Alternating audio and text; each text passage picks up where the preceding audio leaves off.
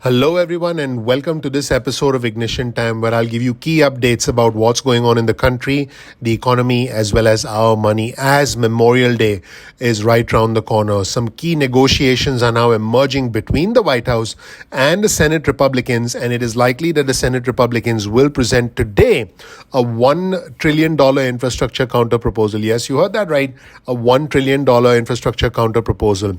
Here's a tweet on your screen from Seung Min Kim and a response from Jake Sherman from Punchbowl News. Seung Min Kim is reporting that Senate Republicans will roll out their latest, potentially their final infrastructure counter offer to the White House sometime today. This is a tweet from yesterday. Pretty incredible. Also, here's another tweet on your screen from Jeff Stein from the Washington Post.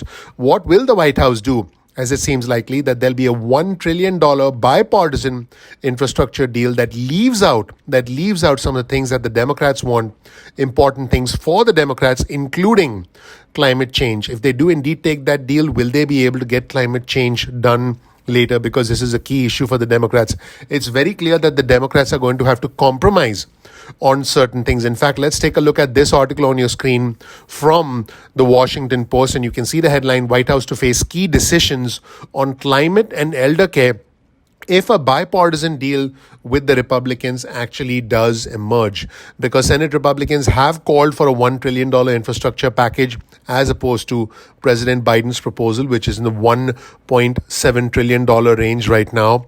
And basically, in multiple rounds of talks, Republicans have held firm against some of the key White House plans to address climate change and to address funding for elder care, as well as other domestic priorities that the administration is pursuing and pushing for families and children. The Republican Party is going to announce their formal opposition today.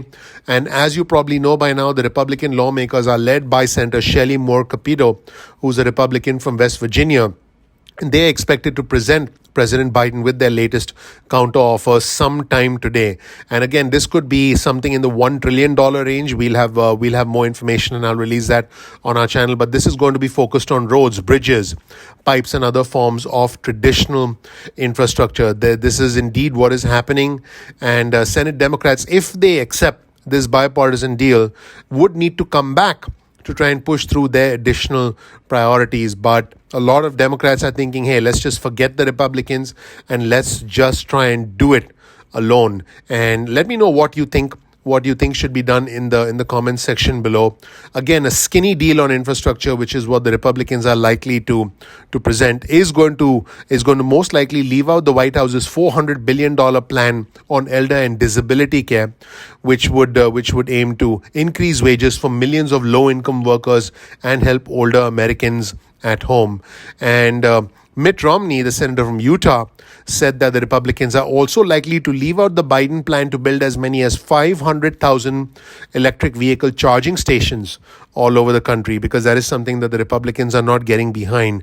And there are a bunch of other climate change proposals, including ending federal subsidies for fossil fuel companies, partial electrification of the school bus fleet, tens of billions of dollars in climate resilience infrastructure, $213 billion to update and retrofit more than 2 million American homes, because housing accounts for as much as 20% of carbon emissions nationwide. So there are a lot of things that are important to the White House, but it doesn't look like the Republicans are likely to support something like this. So we'll have to wait and see what happens, because we are starting to see some signs of compromise emerge, but it's a little early to tell what's likely to happen right now. So as soon as some information is released, I'll be sure to release it to our viewers and subscribers. At this point, this is a very fluid infrastructure deal, but it is likely to leave out key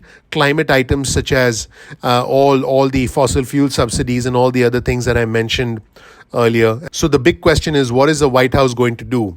Is the White House going to come down from their original spending numbers? Are they going to agree to compromise? Because these are key decisions that will impact how the United States responds to climate change in the coming years, potentially even the coming decades.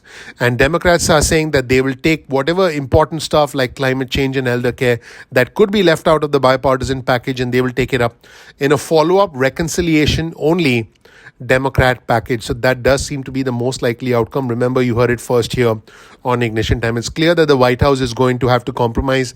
Here's a headline of an article on your screen from Fox Business. Biden likely to drop student loan forgiveness from the budget despite pressure from progressives. White House officials have left key Biden campaign promises out of the upcoming budget proposal because they want to try and do something that is bipartisan. Here's an interesting quote from Rob Friedlander, who's a spokesman for the White House Budget Office. He said this: the president's budget will focus on advancing the historic legislative agenda he's already put forward for this year. The budget will not propose other new initiatives, but will put forward the full picture of how these proposals would advance economic growth and shared propensity while also putting our country on a sound fiscal course. In the meantime, Alexandria Ocasio-Cortez, Congresswoman from New York, the Democrat, said, we need to push him. I believe in full student loan debt cancellation, but we have to push him to the bare minimum, a floor of $50,000 that Senator Warren and Senator Schumer have also advanced. So let's see how the president responds to pressure from progressives. In the meantime, speaking of progressives and speaking of pressure, here's another headline on your screen. The Bank of America CEO says that capitalism is the best way to solve the challenges that are facing society. And Senator Pat Toomey, the Republican from Pennsylvania, got the CEOs of all 6 major banks present at the hearing to voice their support for capitalism in an effort to emphasize that, hey, capitalism is the way to go for the US economy. In another important headline, and you can see this on your screen also from Fox, and you'll see the headline, White House sticks by Biden's $4 trillion spending plans despite the warning from the JP Morgan Chase CEO, Jamie Dimon, on inflation. Congress has already approved about $6 trillion, but President Biden wants to do an additional $4 trillion, comprising of the $2.3 trillion American Jobs Plan and the $1.8 trillion American Families Plan. So more spending to the tune of $4 trillion is indeed coming, and we are likely to see more spending. But there does seem to be some opposition to this at the current moment. And finally, in a sign that the economy is indeed recovering and growing, here's a new headline on your screen from Fox Business. Grocery shoppers are euphoric, adding supply chain pressure.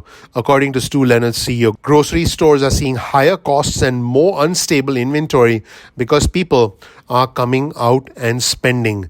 Here's an important quote from the CEO. You don't know how much of this food inflation is actually price driven and how much of it is just supply and demand. People are euphoric, it seems. Our customers are coming in and they feel like life's getting back to normal. So, Stu Leonard CEO, Stu Leonard Jr. basically said shoppers are now wanting to return to normal and are now starting to spend more money, and this is starting to put pressure on supply chains. In other words, if you go to a grocery store and now all of a sudden you're buying more, you go to a store and you're buying more, suddenly the stores can't keep up with demand because the demand is much greater than they anticipated. And a lot of this does make sense because there's a lot of pent-up demand in the economy. People want to get out, people want to eat out, people want to travel, people want to go on that long drive Memorial Day weekend. People want to get on a plane. And the question is, are there going to be supply chain issues? Are there going to be shortages? Is there going to be inflation and are prices going to rise? Because again, as the CEO of Stu Leonard says, grocery shoppers are euphoric, adding supply chain pressure. Thank you so much for watching, everyone. My name is Dr. Nitin Chhoda with Ignition Time. I want you to know that I greatly appreciate you. We work hard on this channel every single day to bring you the latest news. The way you can support our efforts is by clicking the like button, by clicking subscribe, and by enabling notifications.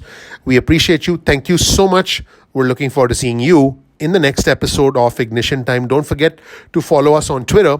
Our Twitter handle is twitter.com/ignition_time. That's our Twitter handle, ignition_time. So make sure you follow us on Twitter to get the latest news from us on Twitter, because we retweet information in real time. It's like having your own real-time news feed on matters that are important to the country, the economy, as well as your money. Thank you so much. We look forward to seeing you in the next episode of Ignition Time. Take care. Bye.